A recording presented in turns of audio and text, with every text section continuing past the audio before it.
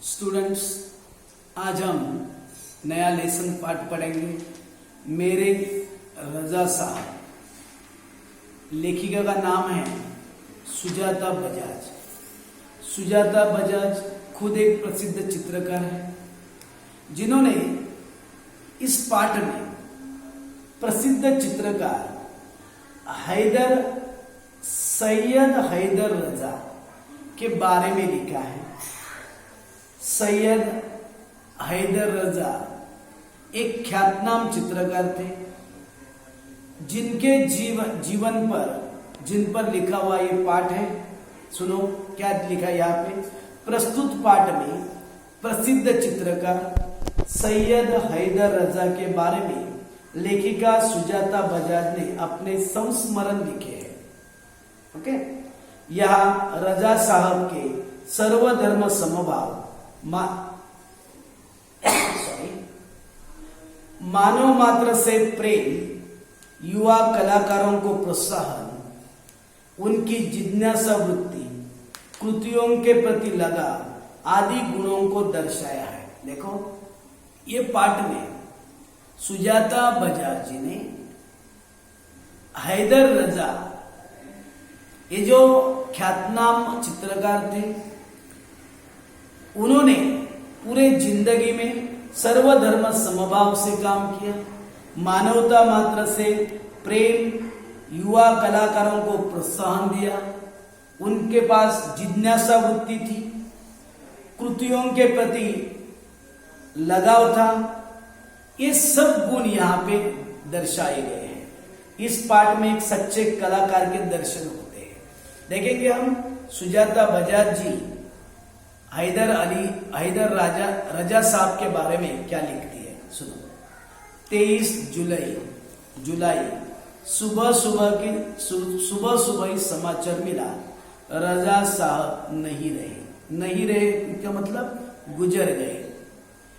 23 जुलाई की सुबह ही समाचार मिला, रजा साहब नहीं रहे, और यह सुनते ही मानस पटल पर यादों की एक कतार सी लग गई। देखो, यादों की एक कतार म्हणजे आठवणीचा एक रांगच लागली। कसं असतं, एखादी व्यक्ती जर जवळची व्यक्ती कुणाचा डेथ झाला तर त्याच्या बरोबर घालवलेले दिवस, त्या आठवणी माणसाला स्मरणात राहतात। तसं यांच्या बाबतीमध्ये झालं होतं। जब भी उन्होंने समाचार पत्र में पढ़ा कि रजा साहब दुनिया में नहीं रहे, तो उनके बारे में जो बातें थी वो मन में आ गई। पिछले फरवरी की बात है। देखो, उनकी कुछ यादें लेखिका बताने जा रही है। पिछली फरवरी की बात है। मैं दिल्ली पहुंची थी अपने गणपति प्रदर्शन के लिए लेखिका सुजाता बजाज दिल्ली पहुंची थी। सोच रही थी कि रजा साहब शायद अपने व्हीलचेयर पर मेरी प्रदर्शनी के उद्घाटन के अवसर पर आ जाए। ऐसा सोच उनकी सोच थी कि रजा साहब अपने व्हीलचेयर पर, क्योंकि वो चल फिर नहीं सकते थे, व्हीलचेयर पर बैठते थे, उन्हें लगा कि व्हीलचेयर पे ही उनका उद्घाटन कार्यक्रम के लिए वो आ जाएंगे, उद्घाटन के अवसर पर आ जाए। पर उस रात कुछ अनहोनी सी हुई। मात्र त्या दिवशी अनहोनी दुर्घटना, वाईट गोष्ट घडली। उस रात रजा साहब सपने में आए, मुझे उठाया, हमने बातें की, शो के लिए मुझे उन्होंने शुभकामना दी और कहने लगे, सुजाता एक बार मुझसे मिलने आ जाओ। देखो, रजा साहब लेखिका सुजाता बजाज जी के सपनों में आई और उन्हें क्या बोलने लगी। देखो, मुझे उठाया और उन्हें बात की, मुझे उस प्रदर्शन के लिए शुभकामना दी और ये बोले कि एक बार मुझे मिलने आ जाओ।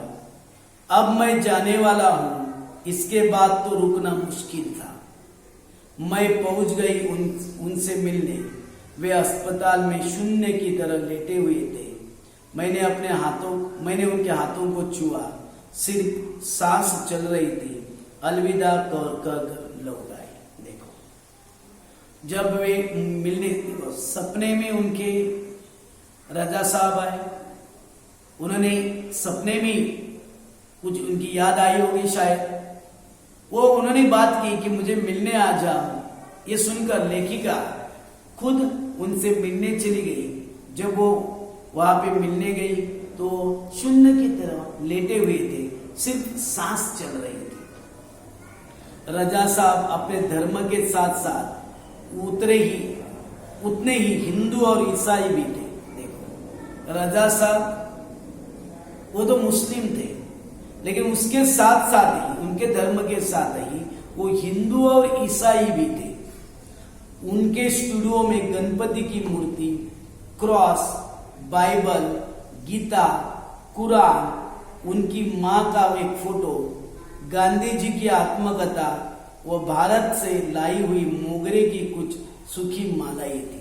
देखो, वो पेरिस में रहा करते थे। आपको पता होना चाहिए कि रजा साहब अपने जीवन के अंतिम समय में वो पेरिस, फ्रांस में रहा करते थे। उन्होंने भारत से आते समय उन्होंने क्या देखा, उनका जो स्टूडियो था उसमें गणपति की मूर्ति थी, क्रॉस, क्रिश्चियन लोगों का जो क्रॉस चिन्ह रहता है, बाइबल, कुरान, गीता और उनकी माँ का एक फोटो था। देखो, बाइबल, गीता, कुरान ये धर्म ग्रंथ है। बाइबल क्रिश्चियन का है, गीता हिंदू धर्म का है और कुरान इस्लाम धर्म का है। उनके माँ का भी एक फोटो वहां पे लगा हुआ था। गांधी जी की आत्मकथा और भारत से लाई हुई मोगरे की कुछ सूखी मालाएं सब एक साथ रखता था। बता, उन्होंने जो भी भारत से मोगरे की एक सूखी हुई माल, फूलों की माल लाई थी, गांधी जी का एक आत्मकथा पर लिखा हुआ पुस्तक था, ये सब इकट्ठा रखा हुआ था। वे गणेश को भी पूजते थे और हर रविवार को सुबह चर्च भी जाते थे। देखो, वो गणेश जी को भी पूजते थे। हमेशा रविवार के सुबह सुबह वो चर्च भी जाया करते थे। सच में देखा गया तो इस्लाम धर्म के जो लोग हैं वो कभी गणपति नहीं बिठा करते, गणपति के पूजा दर्शन के लिए नहीं जाते। लेकिन ये इसलिए उनको कहा गया है कि वो हिंदू भी थे, ईसाई भी थे और मुस्लिम भी थे। एक दिन जहांगीर आर्ट गैलरी में प्रदर्शनी देखते हुए किसी ने कहा, एक बार जहांगीर आर्ट गैलरी जहां पे प्रदर्शन भरा हुआ था, जहांगीर आर्ट गैलरी में, तो किसी ने क्या कहा, अरे ये तो SH रजा है, ये तो SH रजा है। मैं एकदम सावधान हो गई क्योंकि मेरी सूची में उनका भी नाम था। मैंने उनके पास जाकर कहा, रजा साहब आपसे बात करनी आहे। मला वाटलं की त्यांच्याशी बोलावं म्हणून मी त्यांना विचारलं, काय बघा रजा साहब आपसे बात करनी है। वे देखते ही रह गए। उन्होंने मुझे इंटरव्यू दिया, बहुत सारी बातें हुई। अचानक मुझसे पूछने लगे कि आप और क्या क्या करती है। देखो, रजा साहब ने लेखिका को पूछा कि आप और क्या क्या करते हो। मैंने कहा मैं कलाकार हूं, पेंट करती हूं। देखो, सुजाता जी, उनको भी चित्रकला में रुचि थी, तो इसलिए वो क्या बोले को मैं कलाकार हूं, मैं पेंट भी करती हूं। वे तुरंत खड़े हो गए और कहने लगे, चलो तुम्हारा काम देखते हैं। देखो, कितनी जिज्ञासा थी उनके मन में। उनका काम देखने के लिए उसी समय तुरंत वो खड़े हो गए। मैं सोच में पड़ गई, मेरा काम तो पुणे में है, मेरा काम तो पुणे में है। उन्हें बताया तो वे बोले चलो पुणे। ताज होटल के सामने से हमने टैक्सी ली और सीधे पुणे पहुंचे। उन्होंने मेरा काम देखा और फिर कहा, आपको पेरिस आना है, आपका भविष्य बहुत उज्जवल है। देखो, वो क्या बोले, आपको पेरिस आना पड़ेगा। देखो क्या होता है, कुछ देश ऐसे हैं कि जहां पे कलाकारों को ज्यादा महत्व दिया जाता है। शायद इसीलिए रजा साहब पेरिस गए रहेंगे कि वहां पे उनका कला का उनकी जो कला थी उसका आदर ज्यादा हुआ होगा। कुछ देश में कला को बहुत आदर भाव से सजा जाता है, उस तरह से उन्होंने क्या कहा, देखो लेखिका को क्या बोल रहे हैं, आपकी कला आप यहां से नहीं पेरिस में आकर दिखाओ, आपको पेरिस आना है, आपका भविष्य बहुत उज्जवल है। छोटी छोटी बात भी उनके लिए महत्वपूर्ण हुआ करती थी। देखो छोटी छोटी बात, देखो एक सेलिब्रिटी है जो प्रदर्शन के लिए आए हैं, लेकिन वो उसी समय पे पुणे मुंबई से पुणे आ गए, सिर्फ उनका लेखिका का जो चित्र था, चित्रकला जो पेंटिंग्स थी वो देखने के लिए आ गए। देखो छोटी छोटी सी बात भी उनके लिए महत्वपूर्ण हुआ थी। बड़ी तन्मयता और लगन के साथ करते थे वो सब कुछ, तन्मयता, दिल लगा के वो जो कहना काम करते थे। पेंटिंग बिकने के बाद पॅकिंग भी उनकी रुची हुआ करती थी। बघा पेंटिंग जर विकत गेली तर त्याला पॅकिंग करायचं, पण ते स्वतः काम करायचे। कोई इस काम में मदद करना चाहता तो मना कर देते। देखो उनका खुद का पेंटिंग जो है, जो बिका हुआ है, उसको पैकिंग भी वो खुद करते थे, किसी को हाथ नहीं लगाने देते थे। बड़े करीने से धैर्य के साथ वे पैकिंग करते थे। कहते थे लड़की ससुराल जा रही है, उसे संभाल कर भेजना है। देखो उनके चित्र के बारे में उनके मन के ख्याल देखो कितने बड़े थे। वो क्या बोल रहे थे, ये जो मेरा चित्र है, ये जो पेंटिंग है, वो मेरी लड़की है। जैसे लड़की अपने ससुराल जाती है, ससुराल जाते समय सज धज कर भेजा जाता है, उसी समय उसी तरह वो क्या करते थे, अपने चित्र को अच्छी तरह से पैकिंग करते थे।